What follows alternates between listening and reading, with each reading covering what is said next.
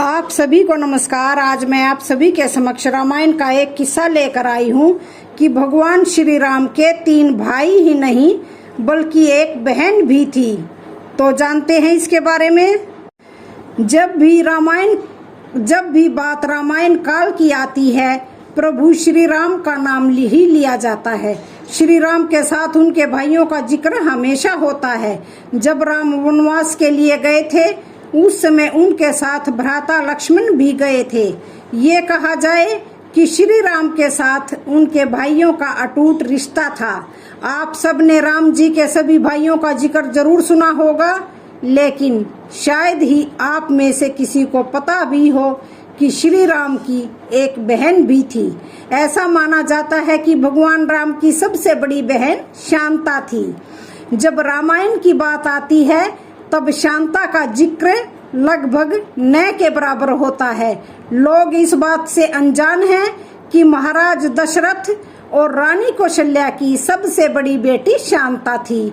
आपको बता दें कि देवी शांता की कुछ स्थानों पर पूजा भी होती है।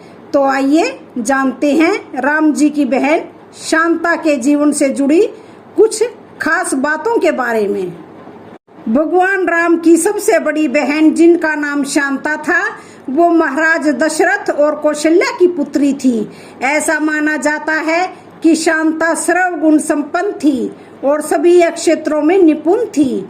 ऐसा माना जाता है कि राजा दशरथ में अपनी पुत्री शांता को अपने एक घनिष्ठ मित्र अंग देश के राजा रोमपद को गोद दे दिया था।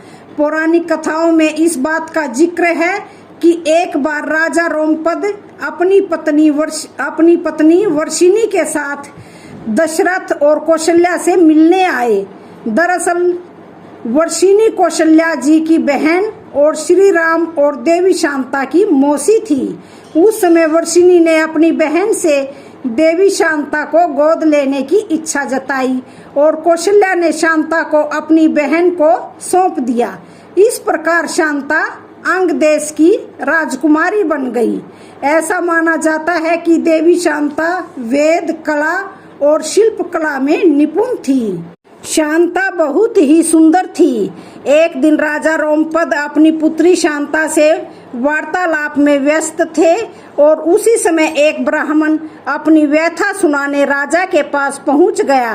राजा उस गरीब ब्राह्मण की याचना नहीं सुन पाए और ब्राह्मण रुष्ट होकर उन्हें श्राप देकर चले गए। उस समय इंद्र देव भी अपने भक्त का यह अपमान सहन नहीं कर पाए और उन्होंने धरती पर सूखा कर दिया।